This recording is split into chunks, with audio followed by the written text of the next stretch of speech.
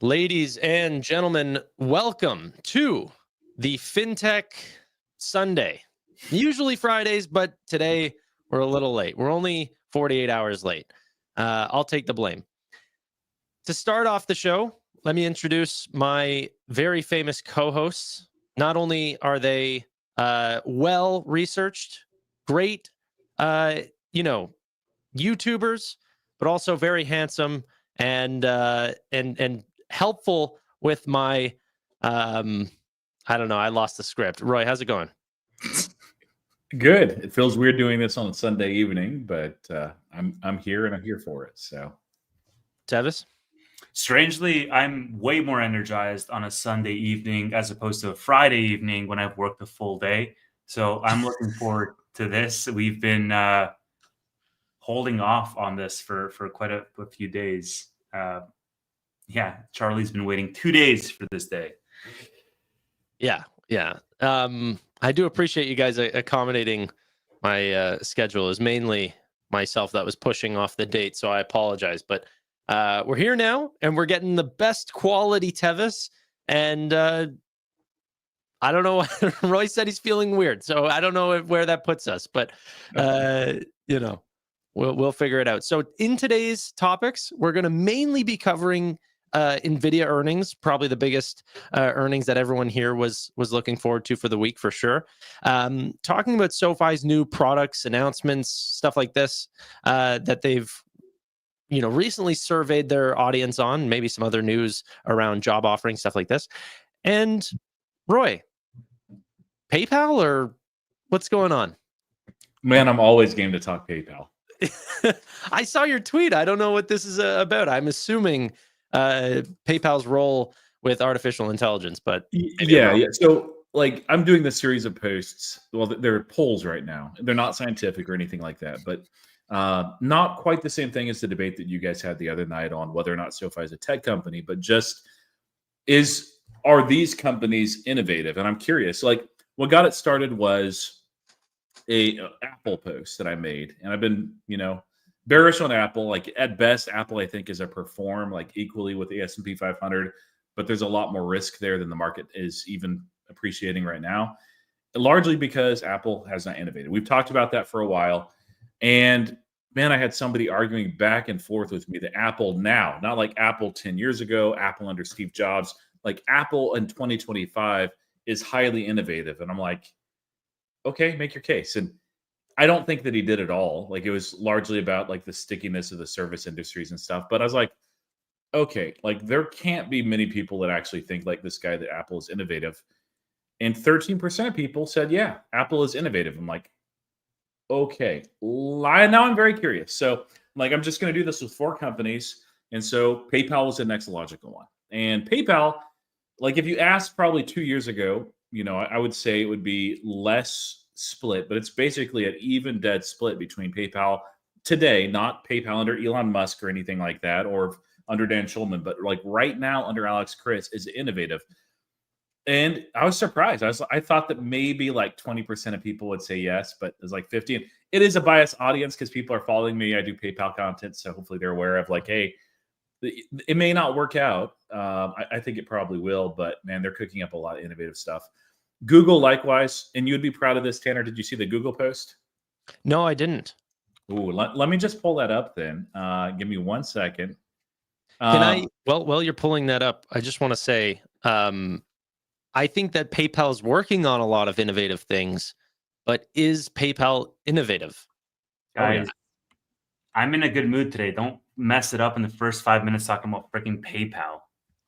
Sorry, Roy. They're cutting edge innovative. I actually had an engineer reach out to me and say, wait, PayPal is an MCP? They're building their own MCP remote servers? Yeah, but that's future complexity deal. They're like, that's for cutting edge companies. What's going on with PayPal? And it got their attention. And they weren't the only engineer, by the way. They were the only engineer that reached out to me. I reached out to other engineers and said, hey, MCP, help me figure this out. PayPal's role in this, break it down for me. Anyway, throw this up real quick. You'll be pleased with this. I think it should be higher. Google is innovative. It would have been lower probably 2 years ago. But like the larger thing is companies can change over time and cease to innovate. Like Apple 20 years ago, were they innovative? Oh yeah, they were. Versus where they're at today. Google even 2 years ago would not be like this. PayPal 2 years ago would probably be like 15% innovative. Yeah, And we I think that have, this is weirdly biased polls. I don't think anyone yeah, can say it's that not Google is scientific. not innovative. And here's Microsoft. Well, there's always going to be some people that are biased against Google, against or for Apple, and so I think that 13% is like the bias core, one direction or another, that are just like, I'm always going to say yes or no on that. But Microsoft is pretty split too, and that's interesting because it seems like that they invented a new state of matter. So, I mean, like, if that doesn't get you to be considered innovative, I don't know what does. But that actually blew my mind. I forgot about that. I remembered reading like a little bit, and I never researched much in that. And I'm like, okay, yeah, they're Yeah. innovative. So, So speaking of innovative companies, I'm curious if you polled Nvidia. I think it would be pretty resounding answer. 13% would say no, just because I think 13% are going to say no. But yeah, it should be overwhelmingly innovative. And Yeah. they killed it. Like, great earnings. The only areas of concern were very well explained, I thought, overall, as far as margins, as far as acceleration of Blackwell. There is some stuff that I need to dig into a little bit more regarding like China specifically, the H100s, the write down, is that the right term? But yeah, overall, I mean, it's constantly oppressive. And as a result, people find it boring. Which is weird. Tevis, did you follow any of their recent quarter? I think you were a shareholder, correct? I am a shareholder because my covered calls did not get called away at 145 that I wrote over earnings. So thank you. You guys were like, whoa, over earnings. Oh my gosh, you're going to be left behind. Yeah, I guess not, guys. I will continue to write Nvidia covered calls because Nvidia went up, 4%, and then it pulled it all back. Yeah, essentially. That's pretty much what I got from the earnings. And then some juicy posts about fraud accounting that I sent to Roy to make a video about. I don't know if he did. But other than that, Nvidia saved the market, question mark? But yeah, I mean, maybe. I don't really, I think we're kind of past that in terms of Nvidia being the only company that the entire market's looking towards to see if their, other businesses are going to continue to spend. I think we've seen them, and because of the lateness of their posts, like, we already know a lot of companies' outlooks. But overall, I thought there was a really positive quarter. I was surprised by some of the movements of the markets, actually, both from a negative response, but also a positive one too. If you take a look at Wall Street, there was a massive push this quarter for increasing really long-term guidance. Like, I'm talking 10 to 15% higher for 2029 and beyond.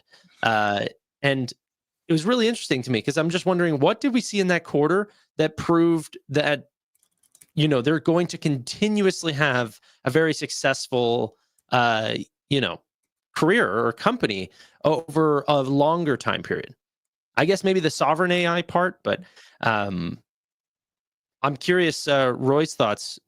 I don't think you were on the live stream that time. So what were your initial reactions to the Nvidia's earnings? You're a happy shareholder, or how are you handling everything? Yeah, I mean, it came in about how I expected it. I'm new enough in Nvidia that I don't have I'm not breaking out earnings predictions or anything like that. But there were no shocking surprises. Blackwell continues to do well. Like the data center stuff, it's fun to see it where it was basically nothing, and it's growing like gangbusters. They're highly innovative. They're understanding the market. There are some challenges just because of tariffs. It's not their own making. And they're also not sitting still and just making excuses with it, which we saw not just in earnings, but before earnings too. Some commentary on it. But yeah, very happy shareholder. The risks there, I think, are pretty minimal for NVIDIA. And I mean, we're in the age of AI. This is not it's too late to be an NVIDIA. It's not. It's not going to be this is going to gain 100%, year over year for multiple years. probably, but it's going to perform, and I think outperform the S&P 500 very consistently over the next 5 to 7 years, maybe further out. Although it's really hard to see further out than that. So really, you think it's going to outperform S&P for that long? yes. So I think, look, what I will say to level set with Roy is that one of the cautionary pieces of Nvidia is, of course, if that demand dies down or even slows down, so much is priced in for that future growth that the stock is going to take a disproportionate tumble. And I think that's true of many stocks that have AI exposure, is that once the accelerating growth rates stop accelerating, you're going to see a big haircut. The thing with Nvidia is that I think they were saying demand is stronger than ever. I believe Jensen was saying something to that effect. So that's really encouraging to see, not only for Nvidia, but also for the more macro piece holistically from a market perspective with regards to this AI demand. It's like, okay, well, we're seeing the growth and the demand be sustained over multiple quarters and multiple years looking forward. So your comment about growth accelerate. Growth is not accelerating. I mean, they have. I know. In the case of Nvidia, it's not accelerating. I just mean the demand staying high, which then pulls down to the revenue expectations and guidance remaining high. Yeah, but you're I don't want to mispronounce the work that you actually do, but a product manager, would that be accurate? Yeah. What is your assumptions of where artificial intelligence is going in your own organization? Oh, it's absolutely more entrenched in organizations. I understand that, but I think from a product perspective, the demand for Nvidia is going to be more so around the expanding use cases for LLMs, right? Because we as consumers will have exposure to LLMs, and maybe we're monetized through subscriptions and maybe we're not yet. But the increasing use cases, I mean, you had this whole wave of like, well, I can make a cartoon version of my picture. And now it's like, I took a picture of, a black and white picture of my grandma who had passed away, colorized it, increased the quality through AI, and made a short video, like a GIF of that. And I sent it to, my parents in our family group chat. Like stuff like that, I think is a use case with AI or a new set of use cases for AI holistically that wasn't possible, a couple of years ago. And in future years or even in future months, like that will continue to expand. And so I think that requires more processing power. And that's the thing that's going to keep the demand even higher. It's not necessarily like, so much we want to horizontally expand. It's like we want to vertically entrench deeper in terms of the processing power, which is going to keep up the NVIDIA demand. Yeah, and also the types of demand that they're sort of looking at are so much more compute intensive, like by many factors, right? Just going from the base models that you see or sort of for general task or whatever, to reasoning models. Like we're talking about a 50x increase in the requirements for the amount of tokens that are being generated. Now, it's good because the Hopper platform to the Blackwell platform was like a 30x increase. So, we're kind of matching that. But then that also means that by the time the use cases for agentic AI and all of these things start to really tick up, PayPal's MCP servers are at full blast. Everyone's tapping them for agentic commerce and everything like this. We're going to now need Vera Rubin, we're going to need that 30x once again. And so they're all going to be coming back for the next sort of chips here, whether that's, PayPal or Shopify servers, Visa, whatever. But you get what I'm saying. Like, this is unbelievable. And I'm just betting on technology into the future. And it seems very early. Like, I wouldn't think that many people say that we are in the agentic AI phase just yet. I think we're right smack dab in the middle of generative AI, And even then, the use cases are slow. You could probably get maybe 15-second clips out or something like this. We're not even getting to 3-minute videos or anything like this, which is all just going to increase the amount of tokens needed. So Yeah, cutting edge companies started talking about agentic like 9 to 12 months ago. Those that are not quite as cutting edge, but still they're getting it. They're understanding the growth vectors. Like they've been talking about the last quarter or two. And yeah, there's a lot of companies that are like not even paying attention to this, just trying their own AI projects. But this is basically, it's I still think that the correlation is better with mechanization in the 20s versus the dawn of the internet. But you can think of it in terms of the internet. Like when the internet was launched, there wasn't we've tapped out as far as demand. It's rather with the internet being built out, there were so many new opportunities, just like Tanner is alluding to, that need more data centers, that needs more processing power, that needs more things that we haven't even begun to imagine. And so, and like the other thing is like, even if we were not moving to the agentic age, which we are, and the agentic age is like maybe 2 to 3 years until we get to whatever the next thing is. Not that it will stop at that point, but that next growth vector, that next leg up is likely to come at that point. But even just LLMs, like you need these massive data centers right now just to power and train these LLMs, which are getting better and better. But also as they get better and better, then they can train also faster and faster as well. And so it's this feedback loop essentially of demand that is not drying up, that is not going to be like, a company gets to the point where they're like, yeah, we've got good enough as far as CapEx. They see massive opportunity here. Now, there are companies that are not seeing the ROI just yet. I think only 25% of companies are seeing the ROI that they expected. But some of it is like AI was so new and they had a hard time at the time, fair enough, trying to figure out who are the AI imposters versus what's legitimate AI. And also, not just that, like Palantir is very legitimate, but it's an expensive product. So like, is that what they need, or do they need something cheaper that'll work almost as good? Like, are LLMs, is OpenAI going to be enough? How do they alleviate hallucinations? And really with MCP and what that's doing, and A2A to a lesser extent, they're basically creating a backdoor programming language. It's not quite the same thing, that allows agents to actually function. And so really the agentic age is like over the next 3 to 6 months, like you're going to see that ramp massively. And we've already seen it, like with Palantir's developer day.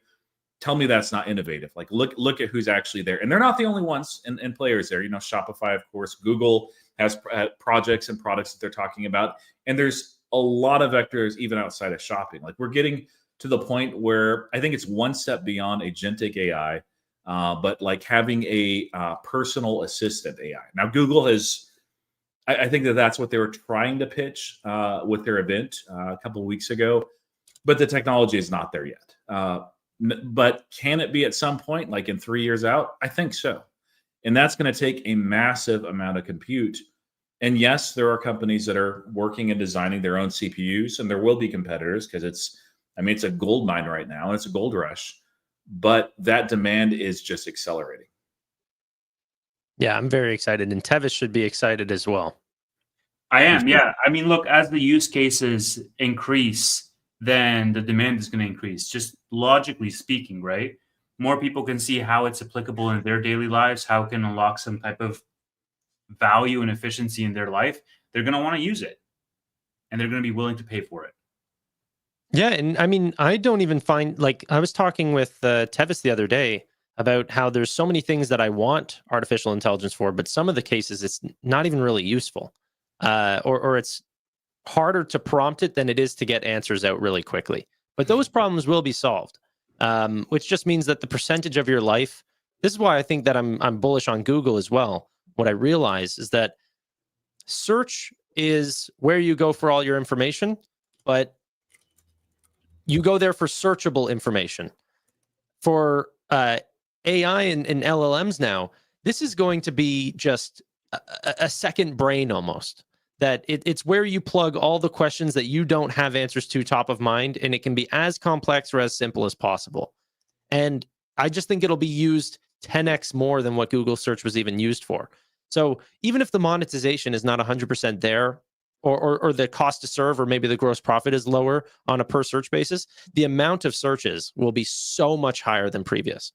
And I don't actually believe that the monetization will be lower. We're already seeing from AI overviews that they're able to match it. But Yeah, I think that the way, well, I won't rehash the argument, but I think the way the web is being used will change dramatically. So even if the volume's there, they won't be able to monetize. At least I don't see how they can. AI agents that are searching and doing actions. But I will say one thing. People talked about how good Gemini's getting, and it'd been a little while since I used it, and I started using it as my third LLM. So I use ChatGPT primarily, pretty much every single day. I use Grok almost every day, and usually it's a backup there. If I'm like not certain on something, I do an orchestration where I'm like, okay, I'm going to ask the same question to each. If I get a similar answer, then I'm probably good.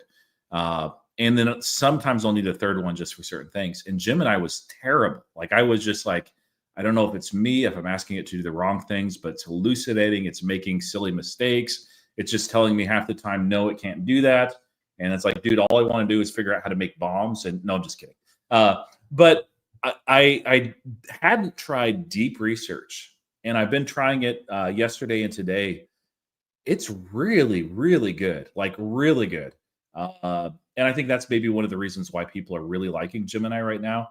But the quality of it, the depth of it as well, it might even be better than ChatGPT when you do the same level of deep research. Like it's awesome. So if you guys haven't tried Gemini in a while, I'm not like a Google fanboy. I'm neutral on them. The deep research function is fantastic. So he's neutral, but as Steve and I have found out, he is also bullish. it will outperform the S&P 500. It's hard to see that not happening, but yeah. Okay, let's move on to some fintech names really quickly, away from Nvidia, at least for now. You know what company? This is a little off topic. I didn't say this was going to be on the docket, but I'm curious what your guys' thoughts are on Shift4. Isaac, man. Yeah, that's really surprising. Was that surprising news to you because you follow it more closely? But maybe I had this massive write-up, massive.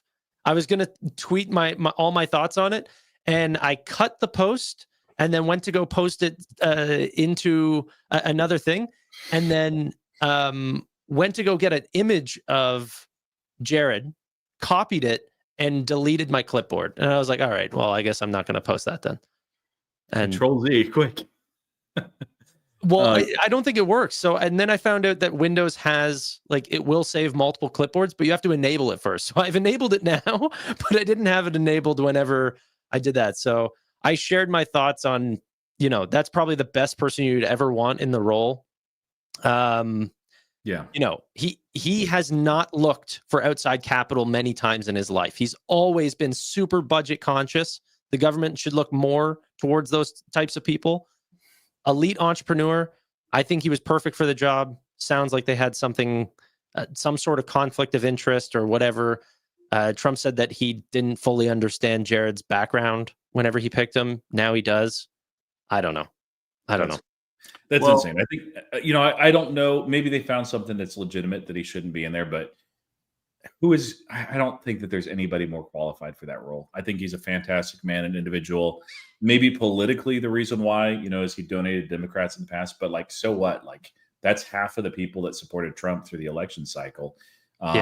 So barring the same day that Elon is stepping away. But I think it's very bullish for Shift4 because that was one of my questions to you was, are they going to be able to have the same culture? And you thought so. You know the company a lot better than I do. You went to an event that they went to or that they hosted, that they paid you $1 million to attend and sent you up on a rocket as well. So true. But no, like reality is a lot of fake news. Shift4 does a lot of things well, but I was like, I don't know if it will be as good without Isaacman. And like, I'm sure, he's disillusioned and disappointed because this seemed to him like very much a dream of his. But I think it's going to be good for Shift4, even though I hate it for Jared. Yeah, I feel bad for Jared. I've got this weird feeling that he's not even going to come back to Shift4. Really? Wow. SpaceX, maybe? Or start a new venture. SpaceX in charge of Mars, mission to Mars. Do it. I won't say any names. From what I heard, whenever Jared was at Shift 4, is that like the last 2 years he's been pretty checked out. And you even hear it on the Investor Day, like he was made a whole bunch of comments about how Shift 4 can even like this is the most boring space that he could possibly be in and everything like this, and trying to bring excitement to the most boring area in the markets. Like, I think he does believe that. Now, currently he says he's not going to sell any stake in the business, which I do believe. If he comes back, if he wants to fund a new venture, he absolutely will. Right. Yeah, he says, I'm not going to sell any for now until you find somewhere else to put your money that you're actually directly backing. Now, I'm sure he's working there right now, the same way that Bezos said he was stepping away from Amazon, then still comes in every day. I bet you Jared's working there today. But whenever you find something else to do, that's where his heart is going to be. Yeah, and like Alex Chris has alluded to this a number of times, like payments is a solved problem. So Isaacman is not the type of guy, especially at this stage, that he's just like happy and content with solved problems. Like he wants to actually leave his mark. And so, yeah. It's a pretty famous quote from Adyen's founders that they say payments are not solved because of the conversion or the what do you call it? The acceptance rates. What are those called? Checkout conversion, auth rates. Auth rates. Thank you. Because auth rates aren't completely. They still have false positives. I mean, you can optimize them. There's a ways to go in an improvement, but it's not a. If that's all a company is doing, like you can see Jared's point. I love PayPal and what they're doing, but is it like the most fascinating company in the world? No. Like they're doing some really innovative, neat things that are tangential to payments, but payments itself is like, yeah, it's cool. Tevis. Yeah. What the heck is going on at SoFi? Oh my God. What are these new product leaks? Oh, product leaks? What? Where? I haven't heard about this. I thought you were going to talk about the tech multiple. Oh, no. No, I don't want to discuss that. Here, I can bring it up. I did an emergency stream yesterday. You don't even talk to us anymore, bro. You just do emergency streams. I remember when you were posting in our group chat around these types of news. I remember when you would do emergency streams together when I was your first call. Now I'm not even in the roster. I call you. He's acting like we don't talk on the phone all the time. Okay. By the way, when do you call me? I'm always calling you. I called you on Friday, didn't I? Or on Thursday? Oh, called me back 5 minutes after I called you. Since we are having this in front of all of our viewers, we talked yesterday around doing our podcast. Roy, do you know what he said? What's that? He said, I have a hard stop at 10 because I have something more important to go to. The debate was amazing. I said, actually more important, or like, are you just like, and he said, dude, it's absolutely more important. Okay. And I didn't know what it was. I didn't know what it was. And then I saw this video come up with this debate that neither you nor I were invited to, Roy. Hold on, bro. Go ahead, Tanner. You're putting these dramatic pauses. I said, dude, more important. Okay. I didn't go, dude, this is life-changing. No. You said more important. I thought more important than Tevis. Like, come on. I get both of us, Roy. A one-time stream, a one-time very exciting stream where I have to pull together guests that are hard. No. I want the audience to know, and I want Roy to know that we are the collective Ringo in this podcast in Tanner's mind. Yeah. Legitimately, I got nothing but love. I don't have to defend myself here. Okay. Now, let me tell you guys why I didn't invite you. I'm kidding. But let me show you guys the news, and I'll show you here. So this was a survey that Timothy Pryor got and a bunch of other investors as well. And by the way, let me shout this out really quick. Hold on. Let me bring this back. hold on. A bunch of other people said that they got the survey as well. Those people were told to not disclose the survey and keep it private. Just like in that stream, whenever I alluded to an email that I received about the figures markets rumor as well, I will keep you anonymous. Please, I would love to see that survey. Also, Noto, sorry, I'm just kidding. We'd love to have you on the show as well. Now, let's go back. This was one of the questions in that survey. Reviewing the following credit card offering, how likely are you to apply for this card?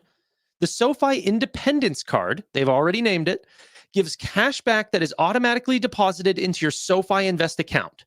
It turns spending into stocks, ETFs, money markets, or crypto ownership.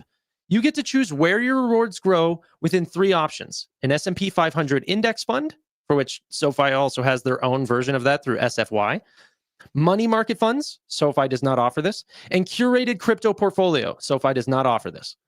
We also get access to SoFi. You'll also get access to SoFi's Investor Club, another not known product, but they describe this product as VIP access to investing strategies and insights and early IPO access. Get in on IPOs before they hit public markets. Tevis, pay attention right now. Yes. The Independence Card offers the following reward categories: 5% cash back in dining, including takeout and delivery. So you would be an absolute millionaire, okay, just by using this card. We know how much you spend on Uber Eats. 3% cash on gas, groceries, and drugstores, and 1% cash back on everything else. So essentially, if you were to round out Tevis's average cash back, it'd be somewhere around 5%. Okay, this card has no annual fees and no sign-up bonuses. I'm sorry for flaming you, brother. What do you think about this offering? Yeah, it's cool. I mean, I would use it. I don't know how I guess they're going to make money on the other side of it. Cross-sell, baby. Cross-sell. Yeah, it's cool. I mean, I don't know. Like, you think that people are going to close their other cards to open this card, or you think they're just going to open this card and use it wherever they get the 5% and that's it? That's the I also Wealth Simple actually had a card back in the day where it was 1% cash back on everything and then 5% cash back on weekends or something like this. Yeah. Or it was dining on weekends or something like this. That was the only time I ever used that card, was on weekends. And then I'd never use it again. And they quickly canceled that promotion. So who knows? But I love the cross-sell. Potentially they have to lock you into those investments. Doesn't say anything about locking you in. But if they have to hold you into S&P 500, that is get your money right, you know? Like, it's cool, but it's a freaking credit card, dude. Like, they make money through the other side. That's the more important part. Like, this segment is going to be so ridiculously small for them, and the benefits are good, but like, it's nothing that's. I'm sorry. I don't want to crap all over this. Like, it's cool. They're going in the right direction. Great. Let me ask you a question. Yeah. JP Morgan on the consumer side, they don't seem to be putting up very like great products whenever it comes to checking accounts, invest accounts, whatever. Do you know where they put up potentially the best products out of any consumer product? Checking? Credit cards. Why? And Wells Fargo has amazing credit cards. Citigroup has amazing credit cards. Bank of America has amazing credit cards. And the reason why they are all there is because that's where the money is. They are heavily focused on making the best credit cards because the ROI or the ROEs on those products can be north of 40%. Like, so well, just because they're charging people a obscene amount for like credit card fees, the balances that the interest on balances is really where you take in the most amount, because the balances are high, as in revolving. Yeah, people will pay off the minimum balance, like the 10%. SoFi's entire mission statement is not to screw people over with the same types of predatory practices that any other financial institution would do through credit cards. Yeah, so the thing is that credit cards are not inherently predatory because you can pay them off. If SoFi can say, here's how to set up auto pay, let's give you a reminder of to pay off your credit cards, and then let you decide if you're going to do those, which is what Nubank does, right? Nubank actually was so good with this. I love this story, so I'm just going to have to quickly go off on a tangent really quick. They missed sending out an email to tell people to pay off their balance one time, and they saw that their interest revenues went up a ton. So normal companies would think, okay, we need to stop sending emails because this is benefiting us greatly. But Nubank instead said, no, actually, we're going to reimburse all of our customers. Sorry for that. And we should be on top of our emails to remind you guys. And I think that SoFi can take that side of it, saying, hey, we will actually be consumer friendly, but also they are a good, quick loan for people if they are paycheck to paycheck. I 100,000% absolutely disagree that credit cards are not inherently predatory. And I think you're making excuses because you are a SoFi fan. But credit cards they give credit to people where their inherent human nature is to overspend on aggregate. And the exception to the rule is people who are diligent savers, who are organized, who pay back on time, and who don't get dinged. But credit card companies actively, like, their preferred customer is the person who doesn't pay on time because that's how they make money. And the fine print of credit card companies and the fact that there is no financial literacy in this world, where people don't understand many cases what they're signing up for and how that compounds over time, is 100,000% a predatory practice, and you cannot convince me otherwise. If I were to sign a piece of paper to give me a credit card, and in the fine print there was, if I don't pay up in 2 months, there's somebody that knocks on my door with a baseball bat and will break my ankles, that would be a predatory practice. And it would be fine. And you would say, well, actually, Tevis, it's not, because they gave you the chance to pay back. Like, dude, 20% interest, 20+% interest is financially exactly the same thing. You're putting people in financial ruin and financial hardship. And I just think, like, it's an accepted reality of the world that we live in. But if your entire mission statement as a company is to not screw people over financially, then credit cards is counterintuitive to that. I'm not saying they shouldn't do it. I'm just saying that, like, let's call a spade here. Go ahead, Roy, but I want to say something on this as well. So I think that they're not necessarily predatory, but that they can be. I think it's good that SoFi is going that direction. They need to stop the bleeding too with credit cards, and I think that they probably have with what they pulled back and what they've reissued. And this is a better offer than what they've had in the past, as long as the unit economics work. But they should, because there are similar cards out there, including PayPal's. But I think that the vector that they really should be focusing on is what's inherently not predatory, and that's debit cards, especially with the younger generation that they're trying to reach. Debit cards, and to a lesser extent, buy now, pay later, but especially debit cards are what they are all after and all wanting to get. And having a debit card product where potentially you're building credit just from using that debit card responsibly, or it has a compelling cashback offer or some other offer or feature, I think that would be more in keeping with SoFi's objective as far as getting your money right, and also would be more compelling for the young generation if they're trying to reach those that are, just entering adulthood or in college or graduating college. Like, that's really how you get them. And I don't know why, like, because for myself, I freaking love the Robinhood credit card, because it's like 3% cash back on everything. I just pay it off, and it's like an infinite money hack. Not quite, but and I get to invest that money. It's great. But for people that won't consistently pay it off and will pay late fees, like, it's just a bad thing. And a lot of people, most people, when they get the credit card, they always have the good intention of, like, I'm going to pay it off every single month, but a whole lot don't, and that's why credit cards work. So, but I'm fine with it. I think debit card is the way that they really should be focusing.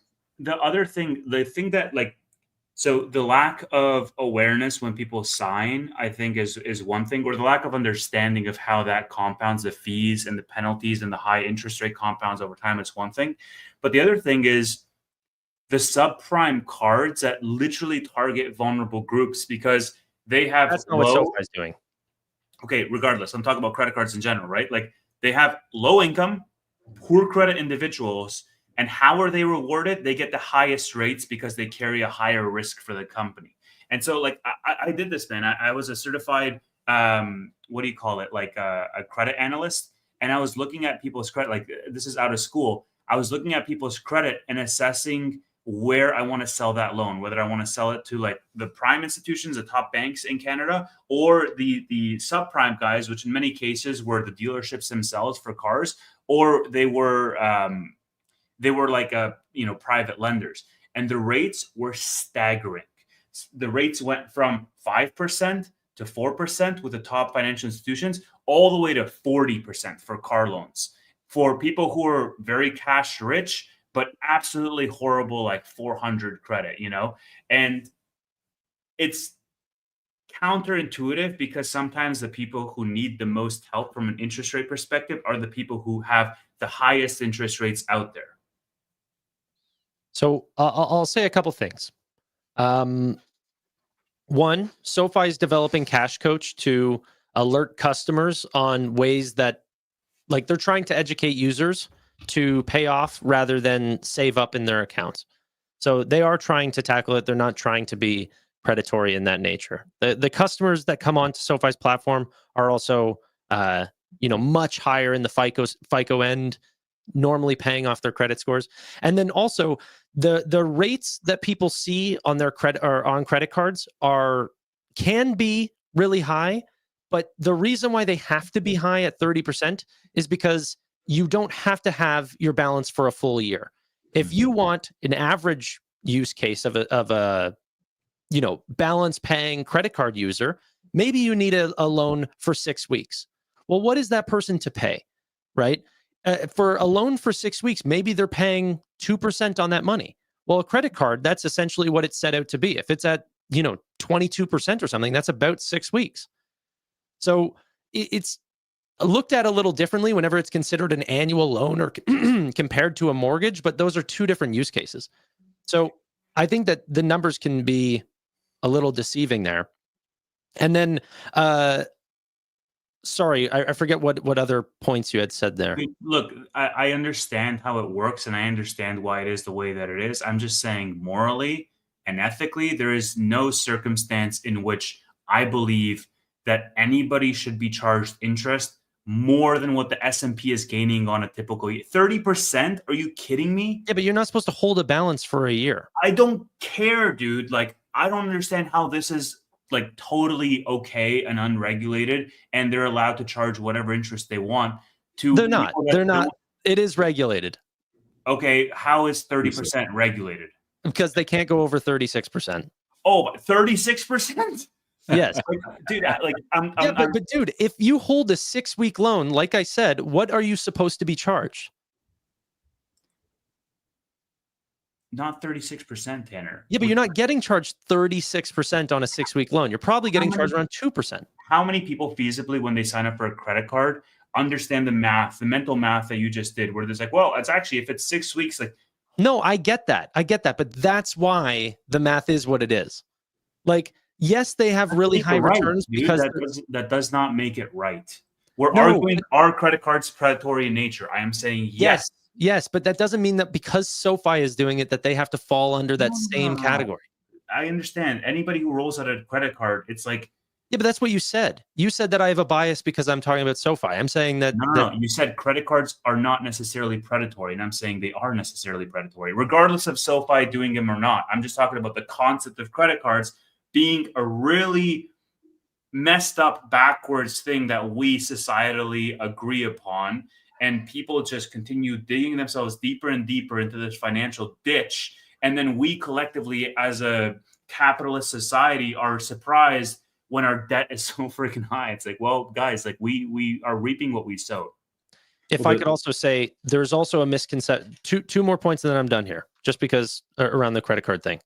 One, the balances that people see around the average balances, a lot of it is like carried over balances where those banks are offering you extremely low carry rates, even sometimes 0% on those balances for 12 months, that a lot of people, like I have very rich friends that also do this, that pull massive amounts on their credit cards, which they're also intending to pay off before they even take a financial hit. So those balances can also be jacked up higher than what people think. Well, yeah, I mean, like take this example. I use a credit card all the time. Do you know why I use it? Because you need to use one to build your credit, which is so counterintuitive. If I want a loan for a mortgage, let's say, I need to use this thing and I need to be really diligent about paying it back so that the bank can. You can set auto pay. There's a whole system around you having to not worry about it all. I've got 5 running credit cards. Okay. I don't manually pay any of them. Okay, sure. I can set up auto pay. I got to be diligent to set up auto pay. My point being, it's like the system itself is set up in such a way to ding you at every misstep, because I have to pay off my credit card every month. And instead of just using a freaking debit card, I use the credit card because it sets me up in a better financial position if I ever want to borrow money in the future. Yeah, and that's just like, what's the better alternative? This right here. What? This right here. Sezzle. No, okay, get out of here. It does build credit. There are basically, I'm just saying there's other ways to actually build credit, but I think the real risk. This is akin to a credit card as well. I think the real risk, though, is like credit cards risky, and it does have risk for consumers. It has risk for society as well if things turn badly as far as macro and recession. But buy now, pay later, like that is even less regulated, and it's not treated. It's treated in a separate category than credit card debt, and it just like I'm seeing all these companies like Sezzle. Affirm does more than just buy now, pay later, but they're mostly that. Klarna as well, and it's just like, man, this scares me and spooks me. Just for partly for society, like just seeing people leveraging up and getting more and more and more debt and doing stupid things like door dashing, buy now, pay later, and then not paying it later. Like just I'll let it rack up. I'll pay for my burrito instead of in 4 installments. I'll pay it off sometime this year. It's like it's a burrito. Yeah. Don't buy it if you can't afford it. And if you can, great. Just and look, like we can't change the world. Like we're just having a conversation because we can't, really change anything. But the point being is that it's a system that's optimized to benefit the bank. But the entire capitalist system is optimized to benefit the shareholder, not necessarily the employee or even the consumer to some degree, because prices increase every year.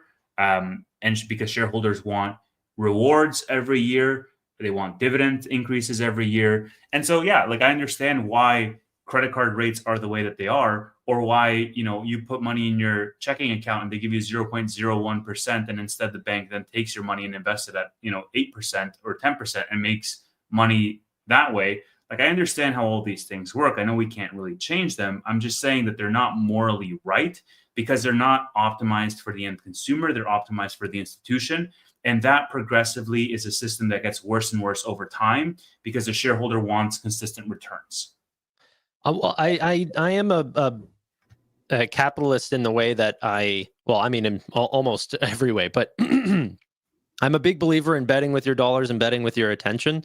If you don't like the way large banks are taking a spread, choose a company like SoFi or ones that offer you a much better spread on that money.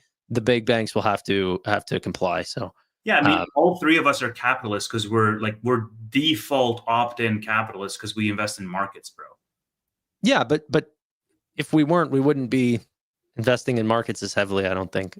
Yeah, but like also, if I owned a grocery store stock, I'd be like, all right, where are my dividends? Raise those prices, even though I go and buy stuff at the grocery store. Like it's a weird way of thinking about it. Anyways, like Last part I wanted to say on the credit cards was buy now, pay later, payday loans, these sort of things are 100% predatory. I believe that 100%, sure. Especially whenever some of those payday loans are designed to be much more longer term. What you don't see in those predatory products like buy now, pay later and payday loans is any form of a high net worth version of those products. Okay. Credit cards you can find at the tip top of the most wealthy. These people are paying off their balances. People who have the the black Amex card, the ones that are made for the highest of celebrity billionaire class. Why is that? Are they worried about the just the balances being repaid, or are there also other benefits for the companies to offer those cards and better benefits for the user?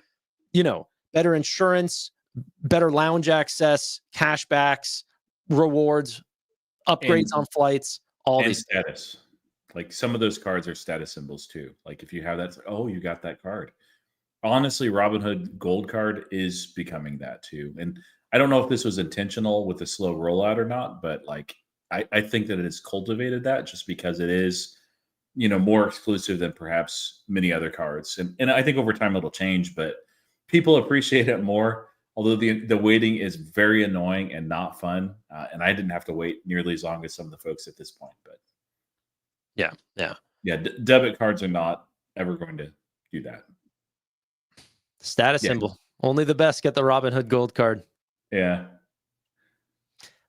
Kidding, by the way. No Canadians. No Canadians. I showed up to the event where they said, and by the way, everyone at this event is getting access to this card, and I left empty-handed. Well, that's because of the Miami Summit where they're like, hey, are you guys all Robinhood users? And like 499 people raise their hand, except for the guy I'm sitting next to, which is you.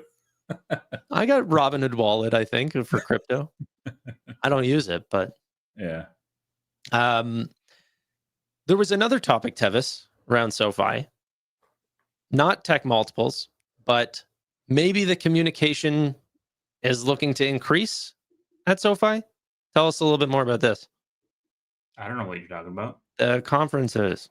Conferences. Oh, yeah. I mean, they have conferences coming up. Conferences. Crystal Point's on Wednesday, and then Noto is later on. Yeah, I think it's like 2 days later or something. The 12th, 10th and 12th. That's cool. I mean, we'll see what they say. The last couple of conferences have been good. I don't love the fact that they're just doing firesides over and over again, like switch it up every now and again, guys. But like, beggars can't be choosers, I guess. And we as shareholders are definitely beggars at this point. And we're begging for communication from management, to be very clear. Like even if it is a company hosted fireside, like a live stream hosted by SoFi with internal people asking questions, like I'd watch that over a JP Morgan fireside. Like, why are you guys doing firesides that are hosted by other big financial institutions? Just do your own SoFi, fireside. I'm curious when you guys think that that's going to happen. When do we start seeing SoFi analysts saying that Bank of America needs a downgrade, or all of those companies are coming to SoFi's tech conference, right? I don't know, but I would love that moment. Turnabout is fair play, baby. Yeah, you guys get a downgrade. Enjoy that. Here's your $50 price target. You're welcome. Seriously, I don't really think that with SoFi being positioned where they're at and the size that they're at, I don't think JP Morgan is like even concerned at this point. There might be some banks that are, but I think mostly they're just focusing in-house on what they can do better. And there's a lot of opportunity too, like for the larger banks with some regulation changing that'll change some of their capital requirements. So I think that they're more focused on that sort of thing and the opportunity from stablecoin and also crypto as it relates to banks. But at some point, SoFi as they grow, and I would expect it's probably not going to be anytime soon. Maybe I'll be surprised. We'll start having events like this, but it might be like 5 to 10 years out. Yeah, dude, I guarantee you Jamie Dimon doesn't lose a second of sleep over what SoFi's doing. No, I don't think they lose sleep over those things, but I don't know. I don't think he's losing not a second of sleep. I think SoFi's got 10 million members. I think that is something to look at. Oh, yeah. Yeah. No, and they'll continue to grow. Like that's the thing, is that they're getting more of a flywheel. That's what products like the credit card are good for, is that you can obtain a customer if you're not having to give them a bunch of cash up front. If they spend X amount, that's a good addition to a flywheel.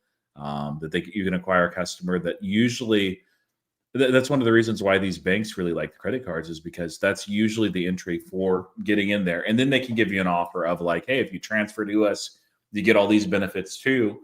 And it just makes sense because you're already using the app, you already have the product. Isn't it really easy to just pay from this bank account to the credit card? And cross-selling, yeah. And then they have a whole bunch of other products that they can cross-sell you on too. So that flywheel is very important for SoFi. And credit cards have been a weak point, even with the credit cards that they released. It was last year, right? It's not been longer. The updated ones. The updated ones? Yeah. I don't think it's been longer than a year. Yeah. I mean, actually launched and not in a beta. I mean, it's probably only been a few months. Yeah.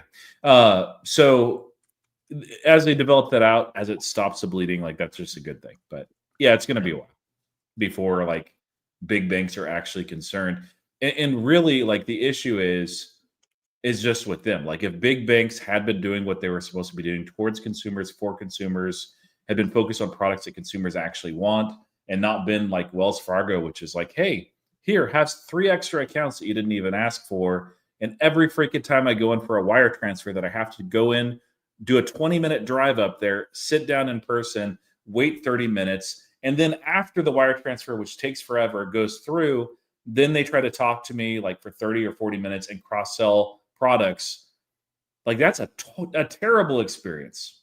So treat your customers better and you wouldn't have these kind of issues, but they've not. And so there's a lot of SoFis out there. And I think SoFi is positioned well to continue to grow in that. Usually what happens with the orthodoxy of an industry like that's getting disrupted is they just think, oh, it's no big deal, no big deal, no big deal. We're fine. We're giants. These guys are small. And then when it's basically too late, they're like, oh my goodness, this is scary. And then it's too late to pivot because they're dinosaurs. They have arthritis in their bones. They have osteoporosis. They don't move like they used to when they were young and hungry. And then they just die and go extinct. Yeah. No, I agree. I think SoFi is tackling a very small percentage of the big banks' total moat, but they're attacking it well, and that gives them a footing to grow into other things. We're seeing a perfect example of this in Nubank now that they're starting to develop more institutional products and everything, but their real footing was in consumer banking, taking clients away from, bigger banks. And over the past 10 years, a bunch of those businesses could have said, hey, we're not worried about Nubank. But at 118 million customers, none of them are saying that anymore. 0 of them. They're the second largest bank by member count. So let's go in a little bit more into the tech conferences that we're going into. Tech conferences, not banking conferences. What what do you guys think is actually going to be talked about during those events? Tevis? Same stuff that's always talked about. I think like it sounds like a nonchalant non-answer, but it's very repetitive. And I think... You think so? Dude, I can guarantee you I can probably write a verbatim script of the first 5 minutes of that. After the beginning. The beginning will be identical. We want to save, spend, invest, all that stuff. We get past that. Exactly. Look, I think they're going to talk a little bit more about AI, hopefully around the use cases for AI. Last Fireside, they talked about internal use cases. They dropped the underwriting is not AI as a conscious decision. They dropped the other nuggets around how they're using AI, like AML is a big use case, for example.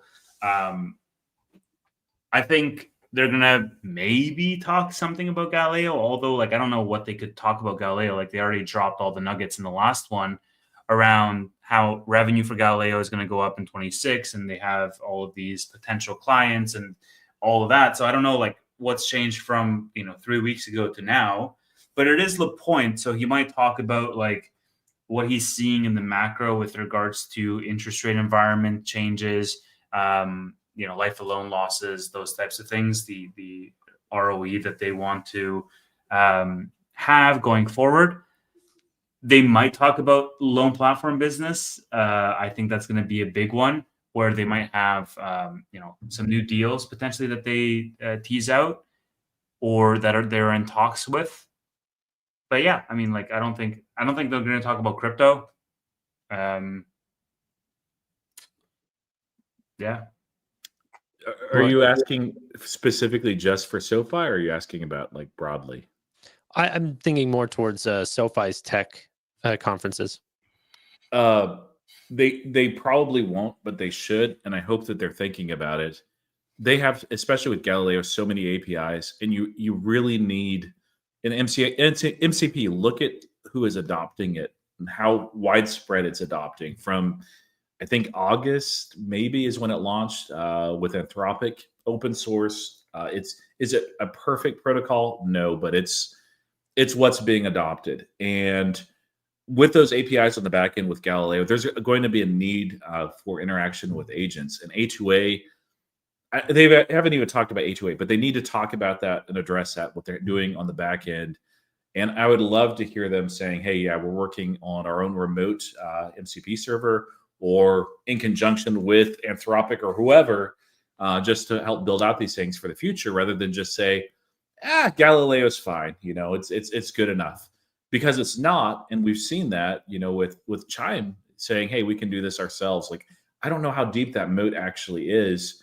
So I'd love to see that. And I think, Tevis, you're right on like crypto, that they'll not discuss it too much. And I think it's a little bit early too, because they've just had a whole bunch of new hirings that they're trying to figure out exactly what direction they're going, and probably build towards it, make sure regulation lines up before they announce too much, because they don't want to promise something and then not be able to release it because of regulation. But I would still love some commentary towards that, just because there is a big opportunity with a lot of innovative crypto products in the space beyond just here's the invest platform and you can use that. And I think that they're going to do more. I think that they're limited on what they could say. But yeah, MCP and agentic AI, I would be surprised, and I hope I'm pleasantly surprised. But I think that they're just not in that same tier of company that is kind of getting what's happening with agents at this point. Tevis, you made a supercut a while ago of Derek White's comments. I think the conversation was something like Beyond the Glass. Yeah. Where he talks about not just the consumer app, but also other features that they're going to be expanding upon, how they're going to be using finance in the next generation. Yeah. Do you think that this somehow involves them thinking heavily about agentic commerce? No.